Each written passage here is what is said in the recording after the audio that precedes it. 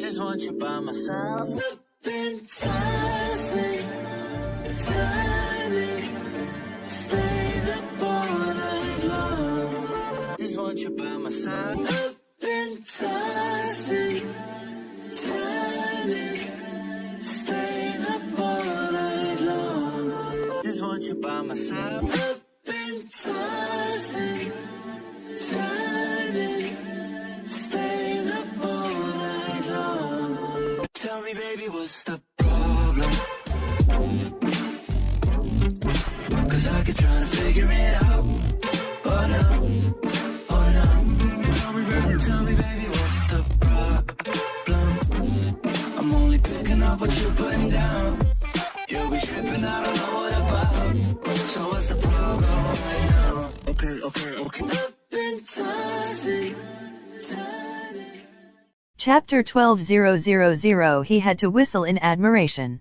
Inoichi enjoyed his work exploring people's minds. It was utterly fascinating. He liked to keep records of the more interesting minds he had encountered in his career, but never had he ever seen one so complex in its construction, conception, or defense. He had never seen a structure like it. The huge stone castle that loomed up to the heavens.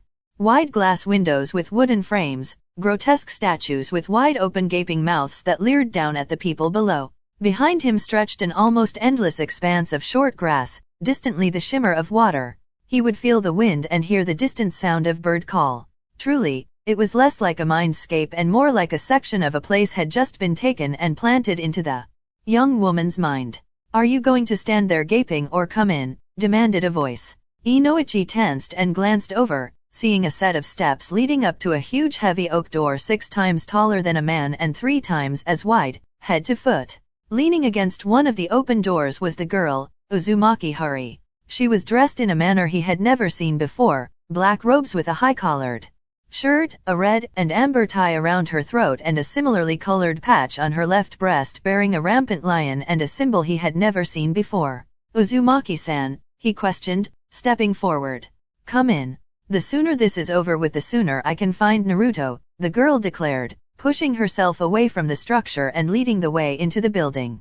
Inoichi wished he had 18 other eyes just so he could see everything. He was in a huge hall made almost entirely out of creamy-colored stone. Torch brackets and candelabras provided warm light in which to see by. The girl turned to face him. "Welcome to Hogwarts School of Witchcraft and Wizardry, more commonly known as Senjutsu in Konoha. Lying is impossible within a mindscape, so ask your questions, say what memories you want to see and then leave," she explained, gesturing around herself. But already Inoichi was busy exploring the huge hallway behind her. 5 tables stretched through the room, all of them covered with golden plates and cutlery. Random things littered the tables, foods, and objects he had never seen. Hanging from the large ceiling was 4 large tapestries, one bearing the same golden lion as on the girl's chest. The others had a black and white bear-like creature, a bronze raven and a silver serpent on backgrounds of yellow, blue and green. Harry sneered a little in frustration. "The Great Hall," he stated, bringing the blonde's attention back to him. "Where we had our meals and the headmaster would give announcements. When Kachin and Tussen died, I was brought here. The people who raised me were my mother's," and here he used quotation marks with his fingers, "sister, and her husband. They hated people who could naturally use senjutsu, so they treated me quite badly until I was accepted to Hogwarts. It was the first place I called home, despite how dangerous it was." Inoichi stared at the ceiling which showed the sky and a strange mixture of weather patterns.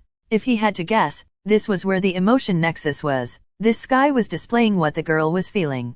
He looked around again, spotting a rather rough-hewn wooden cup next to a stool with a patched and ragged hat on top of it. Curious, Inoichi picked the hat up and popped it onto his head, ignoring the sharp angry inhale from the girl and the ominous crackle of lightning overhead. A small voice said into his ear. Inoichi tensed immediately. "Difficult. Very difficult. Plenty of courage, I see. Not a bad mind, either. There's talent, oh my goodness, yes, and a nice thirst to prove yourself. Now that's interesting. So where shall I put you?" Inoichi didn't think it described him well at all. Then a second voice, younger, softer, frightened. "Not Slytherin, not Slytherin," it pleaded. It was hard to tell the gender, but Inoichi would guess that the owner was the young girl, back when she was very young. Not Slytherin, said the small voice. Are you sure? You could be great, you know, it's all here in your head, and Slytherin will help you on the way to greatness, no doubt about that. No? Well, if you're sure, better be Gryffindor. The Yamanaka winced at the sound of the yell in his head and the following roaring cheer of many voices, many children, filling the air. He pulled the hat off. The girl wasn't happy at all. I would appreciate it if you didn't go nosing into everything that didn't concern you, she hissed. What's the problem with this Slytherin? Inoichi asked, not bothering to answer. He had to assess everything to make sure she wasn't a threat to Konoha, make sure there were no hidden triggers or sleeper seals. And he was abominably curious about the way her mind worked. He'd never seen anything so complicated. Everyone sorted according to their personality. Gryffindor was for those who were brave and noble. Ravenclaw was for the ones who loved learning and were particularly intelligent. Hufflepuff was for the loyal and the hard-working, and Slytherin was for the cunning and ambitious. It had a bad reputation.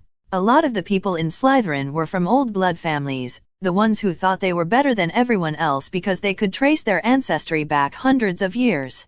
They took it too far and started a civil war, trying to murder everyone they deemed unworthy. The groundskeeper once told me that there's not a single witch or wizard who went bad who wasn't in Slytherin.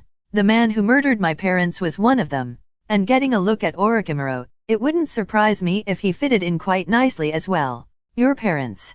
Inoichi demanded, giving her a sharp glare. Lily and James Potter were my parents on this end. Follow me. I'll take you to them, she declared and began to walk away. Inoichi was torn. On the one hand, given how complicated this mind was, he couldn't be entirely sure he would find the memory on his own, but at the same time, he really wanted to explore. Hurry up or the castle defenses will throw you out, she called back. Inoichi hurried after her. This is a castle? I've never seen one of its make before, he admitted, fishing for information. And I doubt you ever will. It is a British castle, built a good 1,000 years ago at least. To Inoichi, who lived in the shinobi world where things rarely stayed the same for 10 years, the concept of something still standing after 1,000 was utterly mind-boggling. There are 3 known dimensions. Yours, the summon realm, and the one I was raised in. There are no ninja in the place I came from. Inoichi was fairly certain his jaw had just dropped open as they stepped into the marble corridor. The staircases were moving. The portraits were moving. He stared, slack-jawed as what was unmistakably Jiraiya-sama getting his ass kicked by Tsunade, the background looking remarkably like a hotel bathroom. He followed the girl who led him unhesitatingly through the corridors. Occasionally there were portraits of people in similar uniforms as she was wearing here and there. They would smile and wave.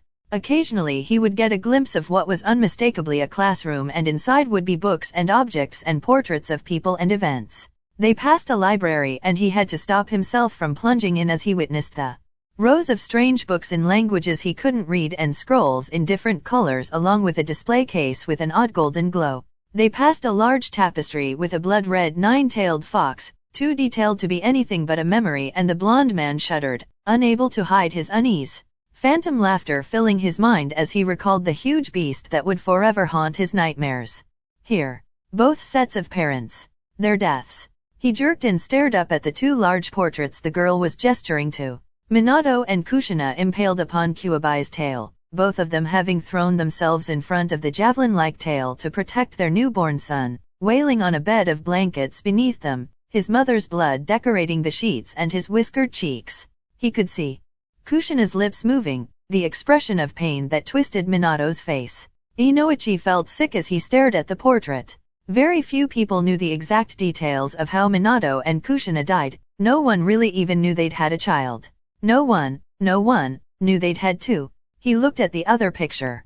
A woman stood protectively in front of a crib, her long fiery red hair framing her face and her green eyes. Her water-filled eyes. She was crying as her mouth moved wordlessly, pleading. The man opposite her, visible just over her shoulder, white-faced, scarlet-eyed, balding and dressed in ragged black. The twisted look of contempt and disgust written across his face as he raised a wooden stake and snarled a single word. Green light flashing through the picture, and then, the woman falling, her red hair a scarlet banner behind her as she crashed to the floor, motionless. Dead. the red-eyed figure looming over the crib with a toothy grin that displayed yellowing and crooked two long teeth. Another flash of green light and the portrait went dark, only for the crying woman to appear again as she scooped what had to be an infant into her arms and ran for the stairs. Passing a dark-haired man in glasses, he held a stake in his hand as he pushed her towards the stairs, mouth moving fast as he brushed a hand over the child in the woman's arms.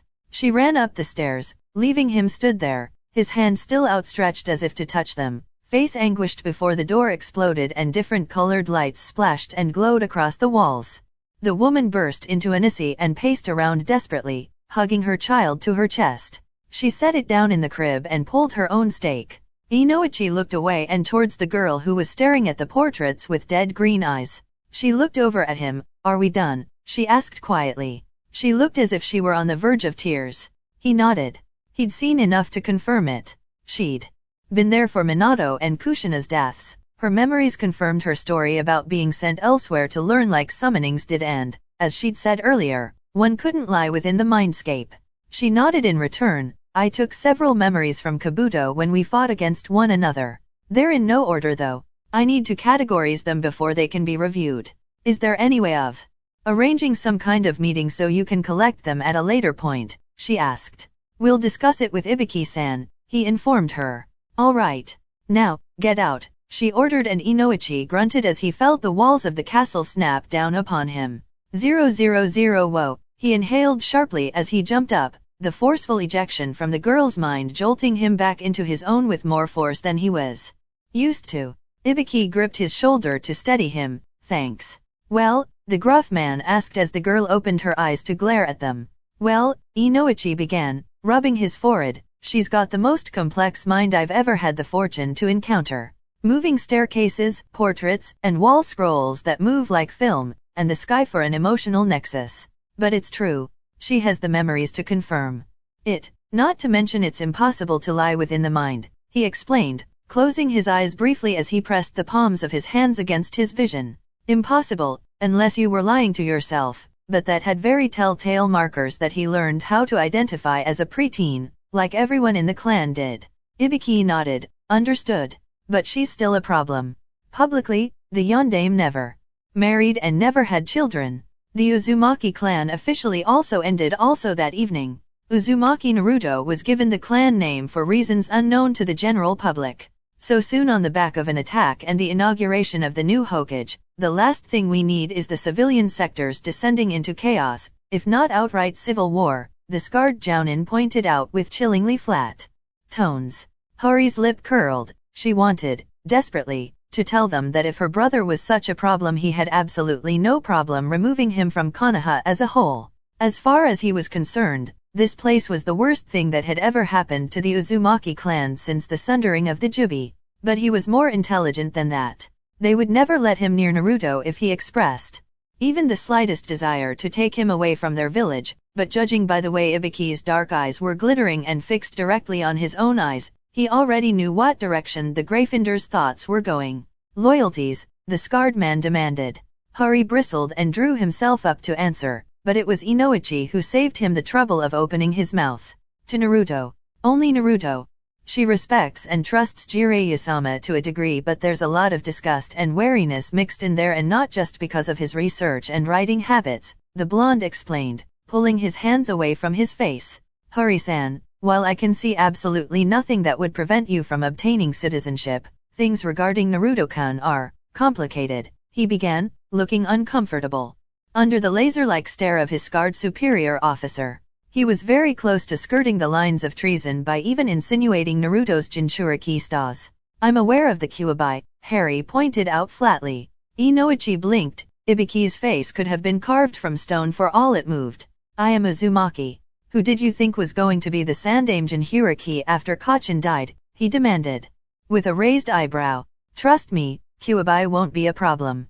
If anything, he provides even more reason for me to be close to my brother because he actually likes me." "You're certain of this?" Ibiki asked, sitting forward for the first time since this whole thing began. Green eyes latched onto his face and fearlessly glared into his eyes. He would give the girl respect for that. She hadn't inhaled. At the sight of his scars, she had been unhappy about the whole situation and cut to the chase. She was as apparently unimpressed with the mind games as her mother, yet just as adept at noticing and playing them as her father. Such a shame. Minato could have made for a very good interrogator. Then again, he could have made for a very good anything with that kind of mind, ability, and chakra control. As certain as I'm sat in front of you, she told him softly, but no less truthfully. He could read the truth in her body language quite clearly. She turned and looked at Inoichi. Can we arrange a second day in the future for me to turn over that information? She requested. I would like to get everything out of the way today so I can concentrate on my family. Ah yes, of course. How long do you anticipate it taking to organize the information? The Yamanksa asked, before frowning briefly, and for that matter, will you need New York assistance? She shook her head. Thank you but no. I'm quite adept at sorting my mind out. I may not be able to stop you from coming in, but whether you get any information or even leave with your mind intact is another matter. I didn't see any defenses. Inoichi pointed out, suddenly sounding wary as the girl smiled. No, you wouldn't have.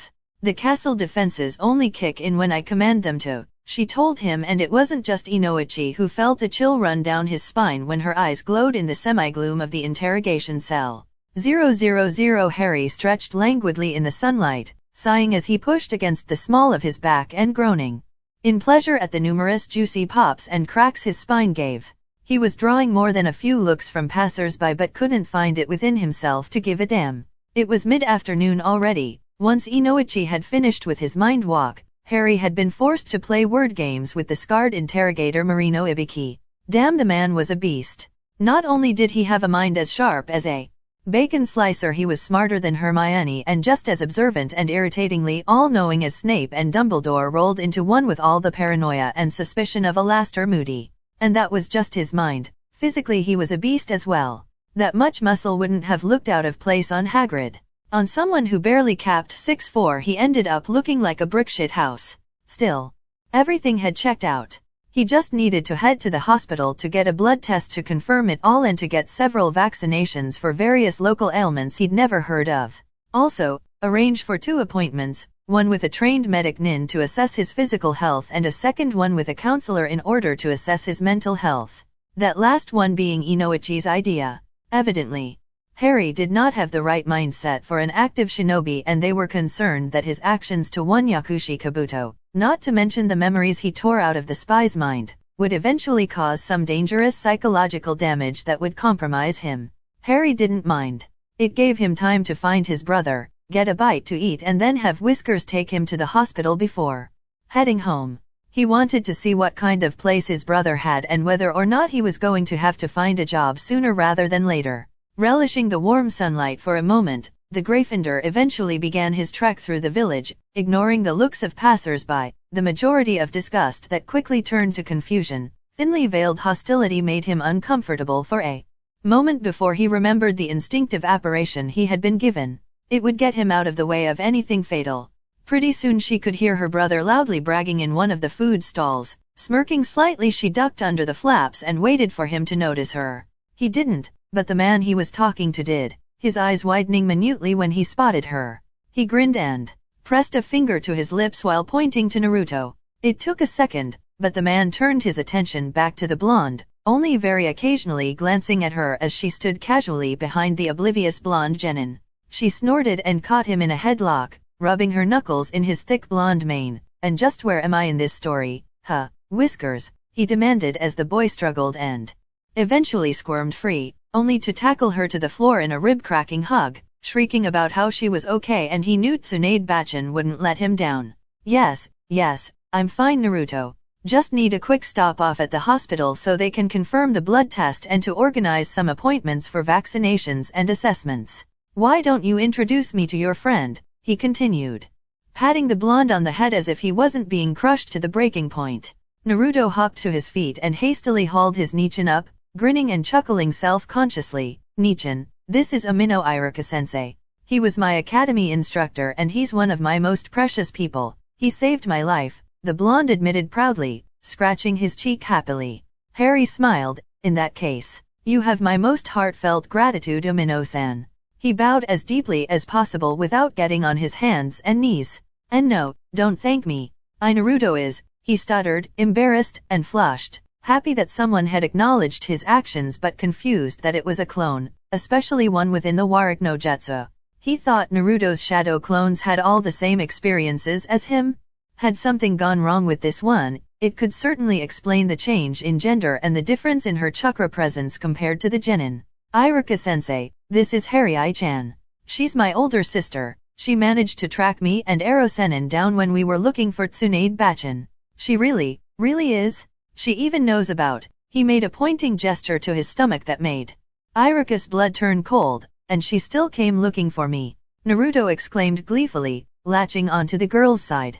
She hugged the boy to her and gave the academy teacher a smile that seemed both equal parts sad and pained. I was supposed to be. Well, I should have been the one to take that burden when the time was right. I had the chakra and I had the training, but circumstances were more complicated and I ended up being sent away from Konoha and far out of reach for even Jiraiya. I found my way back quite by accident. It seems as though I have Okachan's luck though, she joked, giving her brother a squeeze. Naruto only giggled and burrowed his face into her side. Iruka, however, was a little more suspicious. Have you been confirmed by Yamanaka-san? He asked warily. She nodded. Ibiki as well. Tsunade and Jiraiya were aware of my circumstances. They were there for my birth. Interrogation and medical examinations are simply to confirm what they already know for everyone else's peace of mind, she explained as she absent-mindedly ran a hand through Naruto's hair. Can't have an unknown element getting close to the seal for subverting the host's mind and all that rot, she added with a bitter snarl that made the Chuunin flinch a little. He knew exactly what she was talking about. The value that Konoha placed on his troublesome little student wasn't on the fact that he was Naruto, but everything on the fact that he was the Jinchuriki of the Kyuubi no Kitsune. It dawned on him then that he was being very rude. Ah, would you like to join us, Uzumaki-chan? Naruto and I were just having some ramen, my treat, he offered, gesturing to the stools. Ichiraku ramen is the best, Nichan. Naruto piped up, tugging on her clothes. She chuckled, I wouldn't want to intrude. You've not seen Naruto in a while, Omino-san. As much as I would love to steal him away, she said, bending to kiss the blonde on the forehead, I imagine that out of everyone in Konoha you're the one he wants to spend time with the most. Iruka was torn.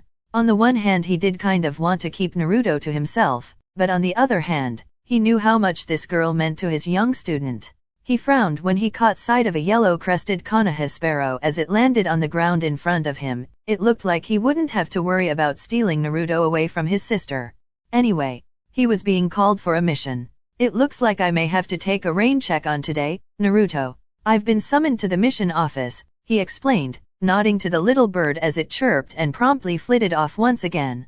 The little birds were trained and had tiny recognition seals tattooed onto their legs that responded to anyone in a flak jacket.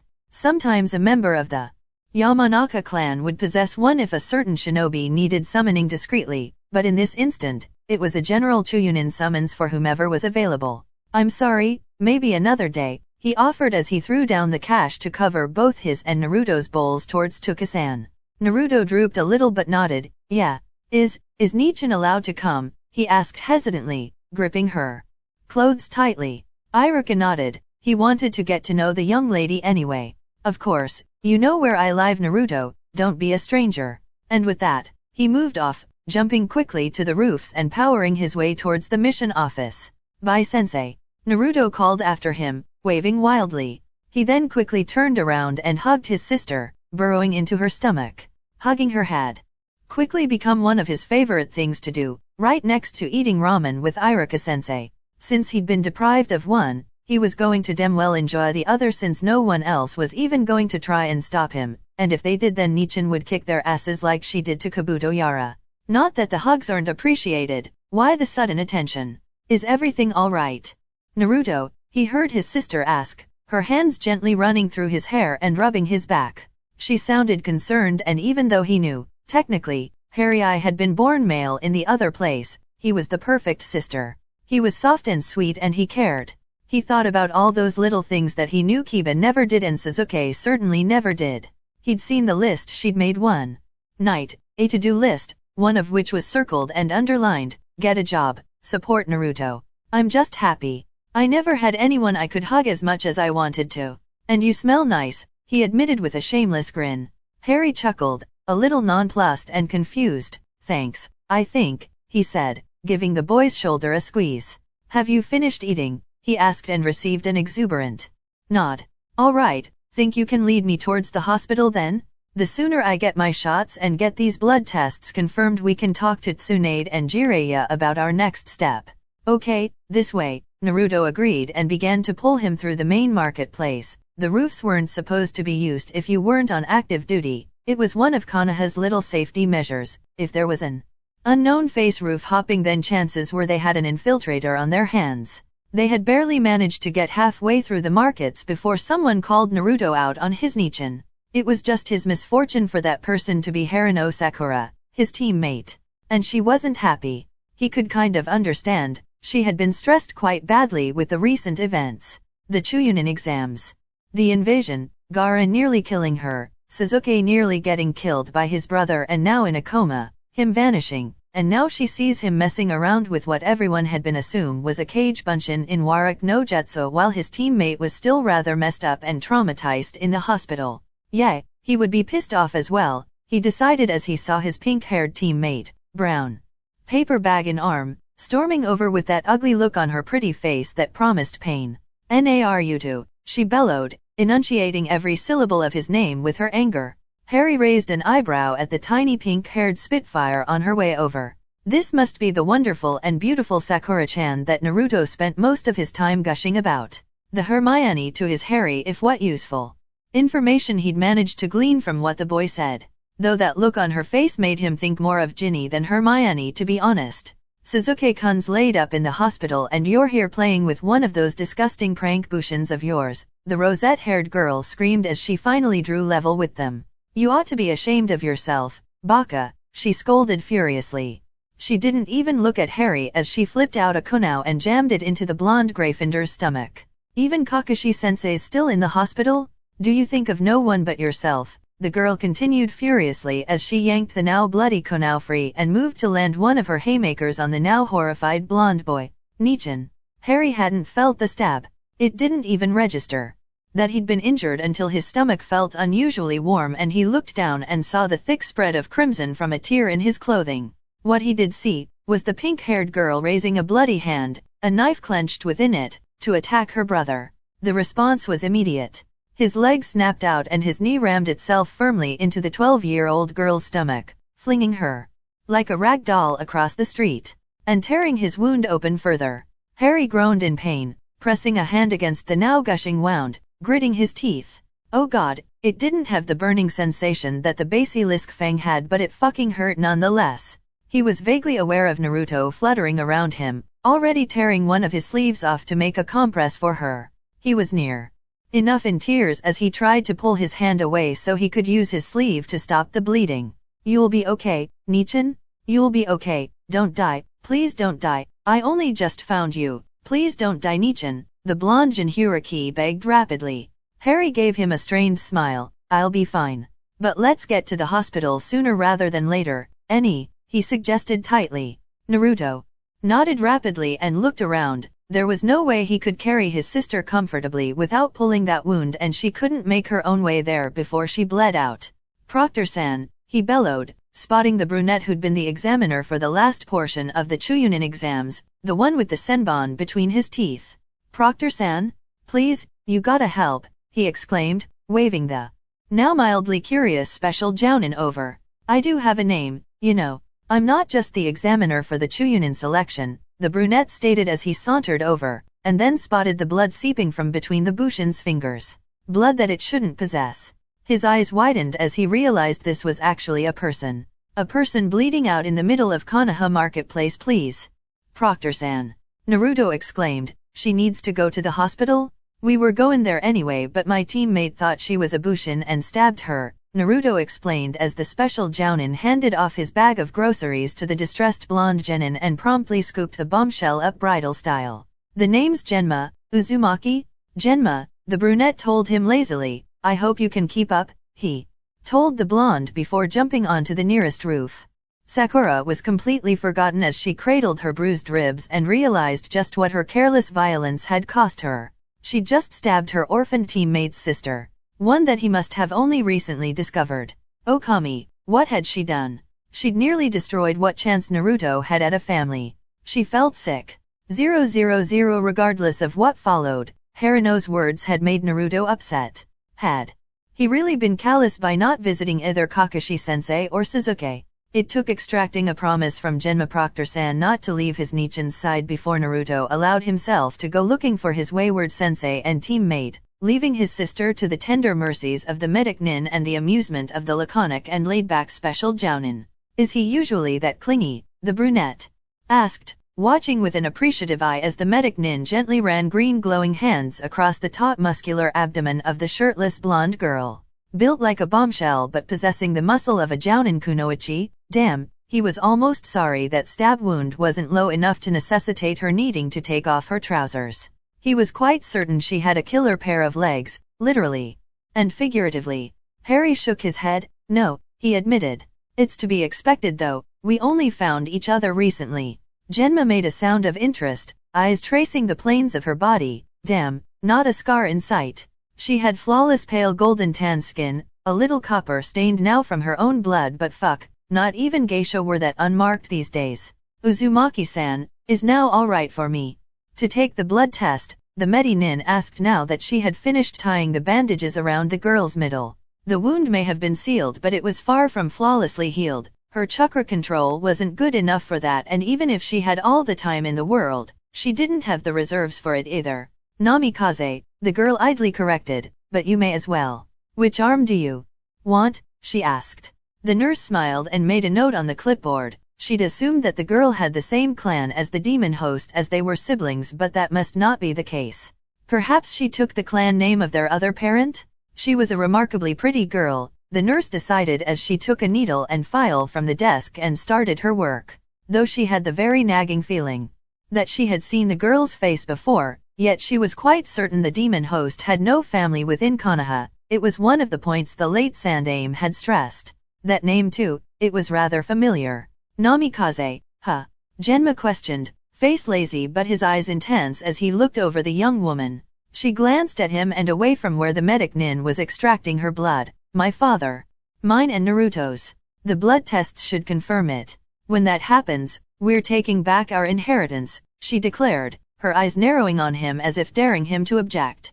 Genma couldn't help but admire her balls. She comes into their village holding the hand of their best-kept secret, admits she shouldn't even exist, and then states she's going to put every single civilian's nose out of joint, give the council the finger and pretty much tell Danza, Homura, and Koharu to go and fuck themselves. He smirked at her, taking in the way her shoulders relaxed a very minute amount.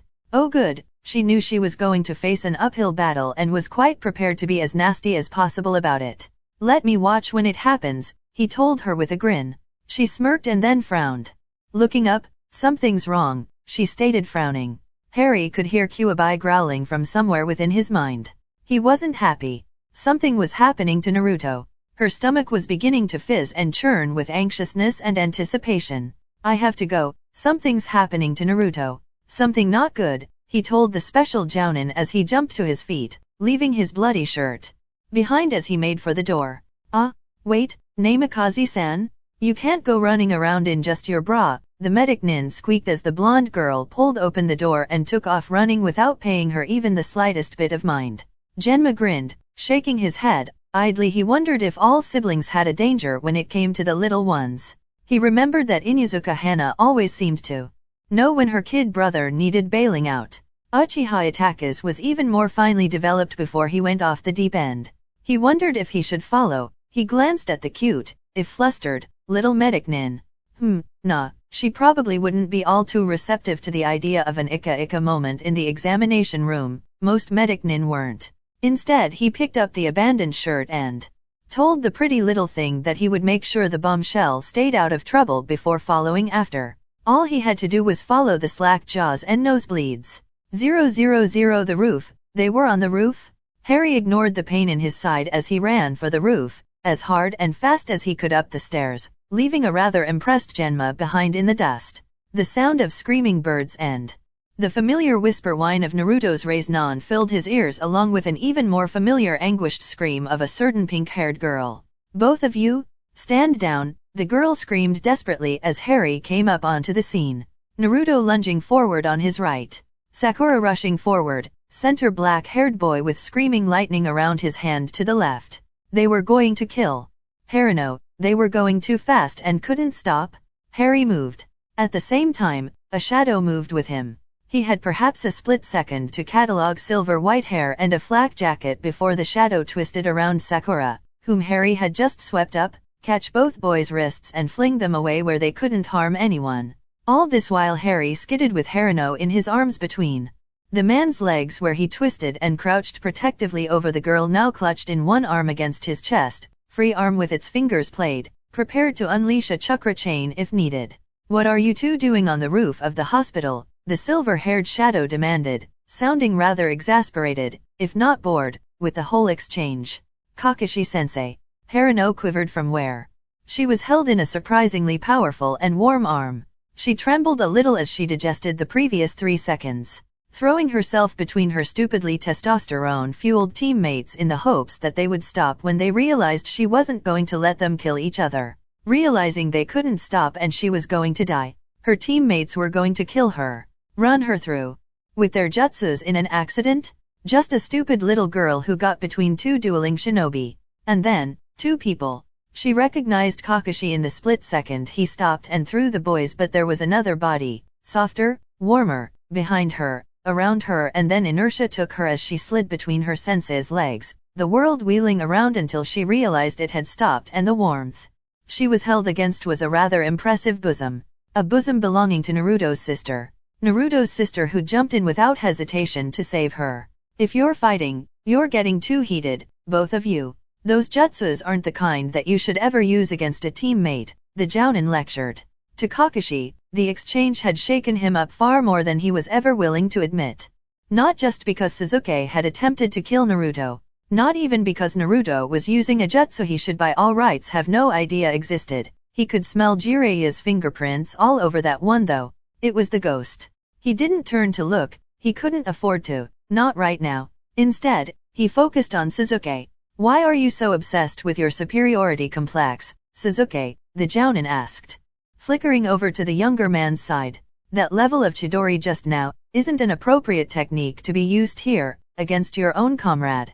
Were you trying to kill Naruto? He demanded, allowing some of the anger he was keeping leashed to seep into his voice. The fact that his genin heard the anger in his voice should be warning enough as to how much this encounter and their behavior was unacceptable. Where did such immature behavior come from? He growled. Sasuke grunted, legs coiling to throw himself over the railing. Only he never got that far. No you fucking don't, a female voice roared, taking everyone by surprise as a golden chain swept through the air and wrapped around the young Uchiha heir, flinging him forcefully back onto the roof. Kakashi found himself staring at a ghost, all the blood draining from his features. That face. Angry, cold, furious. Kakashi knew that face, the eyes, different but.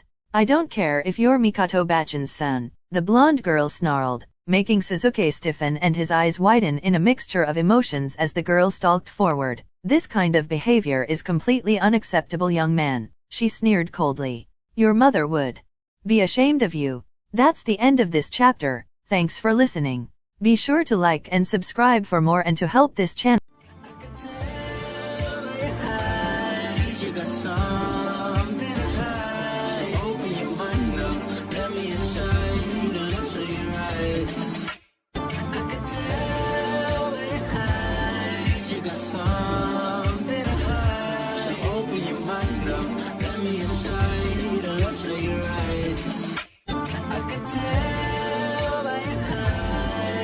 Something